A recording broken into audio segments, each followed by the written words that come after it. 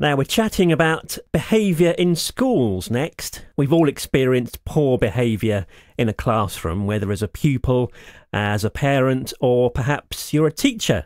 Many hours of teaching are lost through poor behaviour in classrooms, and it only takes one or two pupils to cause disruption. On the line now is Christopher Ayton, who's worked for 30 years as a teacher and has just written a book aimed at teachers called Behaviour. Hi, Christopher.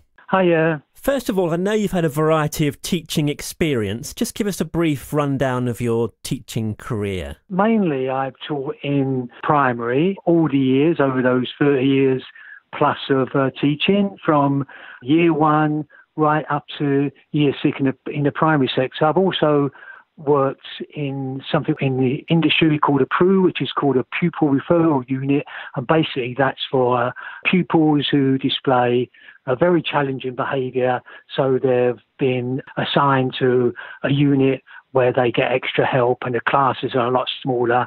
So I've worked in a variety of teaching situations, inner city schools, mainly inner city schools to be honest. I've worked as a supply teacher as well, and that gave me great experience, very varied experience, which I valued and I learned a lot from. And what was the motivation for writing a book about your experience? It's funny how the book came about, because initially the sort of techniques and methods I use in my book, obviously I use as a classroom teacher, and they became very effective.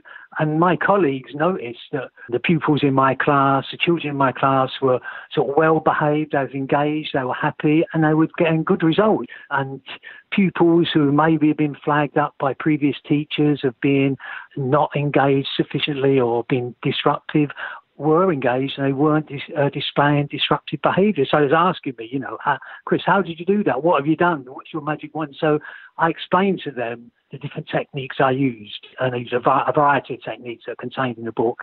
After a while, some of them asked me to actually write it down because they are quite different and intertwined, and so they wanted a reference. So I started writing it down for them, and over time, this became the basis of what is now the book. And a colleague of mine read through it because she wanted to use it in her classroom, and she said, Chris, this is a book, you should publish it. So I thought about that, and then I refined it a little bit, and I presented it to the publishers, and it's now published. So it wasn't initially meant, I didn't set out to write a book. I set out just to write some instructions for my colleagues to help them use the techniques I use. So that's the basis of the book, really. And these techniques you've designed yourself, you haven't picked them up through other people or courses that you've been on, they're all designed by yourself? Each sort of different techniques are something that I've learned and I've used and I've refined, and obviously I've learned them from other things. But what's unique about the book is that I've combined all the things that actually work, because obviously in 30 years I did a lot of training and a lot of reading and a lot of advice, and not all of it works. What I found out and discovered was the things I used, these are the bits that worked from different various things. But what I have done, which is new and unique in the book, is I've combined the various different techniques. So there's sort of training methods to deal with individual pupils. There's different techniques for dealing with groups of pupils, and there's different approaches to dealing with the whole class. And what I've done is intertwined them, and that's what makes it quite a powerful tool, is the fact they're all linked together. And that, I think, is what gives the book its unique and its strength, really. And there's other aspects to it as well, what I've developed myself in terms of later on, when the techniques are actually working, you can start to sort of hand behaviour back to the pupil, and they can, you're trying to get them to choose which is an appropriate behaviour. Use other methods like trying to remove the sort of moral aspects of behaviour, or identifying a pupil based on a behaviour. So, for example, often, you think of a naughty boy or a naughty girl, or a naughty child because of their behaviour. What I try to do in the book is say, it's not to identify the child based on the behaviour. The behaviour is inappropriate for that situation. It's naughty or it's good or whatever.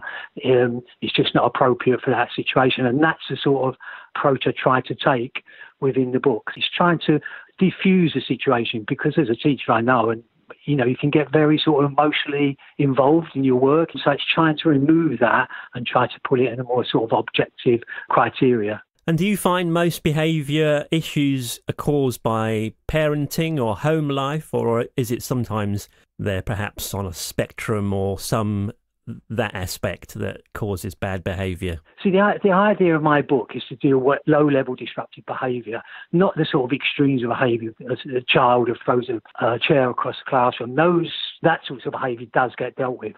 But it's more the low-level disruptive behaviour which actually causes a lot of stress for teachers, and it means the pupil is engaged. So it's the child who might get up out of their chair or walk around, the pupil that might take somebody else's pen or pencil, that type of thing that's not major. You can't sort of go run into the head teacher or your management saying, because these are quite low-level things, but actually they're extremely disruptive, and they can stop you teaching, they can stop the pupil from learning, they stop other children in the class from learning as well. And that's what my book deals with. So that type of behaviour isn't necessary to do with social conditions or parenting or home life. This is just what you do as a child. You might get a little bit bored, or you might just think, oh, this is funny, or you might make a remark to somebody.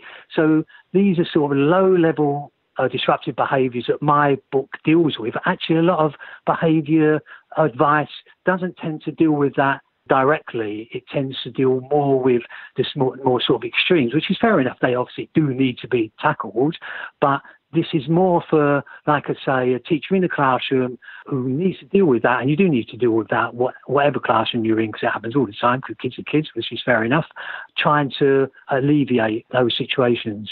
And then do you think the book's relevant for parents at home as well? I think some of the ideas contained in it I know are for parents, because a friend of mine who's read it, he's not a teacher, he's actually a journalist. He phoned me up, he's chatting to me, and he's saying, oh, I like your book, it's good and that. And then he's saying, but I've started using some of your techniques with my daughter at home. So I actually know that some people do use some of the techniques. Obviously, I don't think he'll use all of them, but some of the sort of ideas he uses, which is nice. I mean, I'm glad it's has a crossover to parents as well. The idea is a very positive approach to behaviour management. It's all about reinforcing, which is not new, but I'm trying to do it in a way that actually works, because often we, as teachers, we hear the theory and we've read the theory of, positive reinforcement, but not all of the actual techniques they give you actually work. But I know this does work because I've done it for years, and I know my colleagues have done it, and they've done it in different classrooms, different situations, and they've seen a massive change in the behaviour of pupils. They've seen a change in themselves because they're getting less stressed by it, which is, to be honest, one of the main things I'm trying to do. I'm trying to, give my colleagues a tool that enables them to work more effectively and more stress-free. And do you think you can measure an increase in grades having run this plan versus not having run the plan in a classroom? I think, obviously I have not done any research across the book, but I do, from sort of subjective situation, I've seen that pupils are more engaged, that they're more successful academically. Pupils were in other classrooms and were being disruptive, so they weren't as engaged in their work, they weren't as happy about being in the classroom. Their results weren't as good. Obviously, it would be nice if somebody would want to do a bit of research into it. That'd be great. I've got no actual hardcore research to say, yeah, this is the case. It's just my experience and what my colleagues tell me, that they found that the pupils were more successful in their academic career. But to be honest, that isn't the aim of the book. Really, the aim of the book is to, like I say, just offer a powerful tool for teachers and for parents and anyone else who's involved in education or dealing with children, to modify behaviour that's more appropriate for the situation those children are in. So it's trying to sort of diffuse the old thing about good and bad behaviour, because behaviours aren't necessarily good or bad, they're just inappropriate for the situation you're in as a rule. To talk about bad behaviours I'm talking about anyway. If you're a supply teacher just coming in for one day, are there techniques they can use as well? I mean, I use it as a supply teacher, but to be quite honest, it isn't really going to work. In the book, I do say you need to give yourself sort of between 4 to 6 weeks for it to really kick in, because the whole thing about teaching is a relationship. It's a relationship between you and your pupils. And if you're somebody new going into that classroom, you don't have that relationship. I've worked as a supply teacher for many years, and it is much more difficult. But, you can still use those techniques, but they won't be as effective, because the whole point of the behaviour programme is it is based on a relationship between you and your pupils, a sort of ongoing relationship. And also, it works much more effectively if it's a whole school approach as well. If all the schools have a similar approach.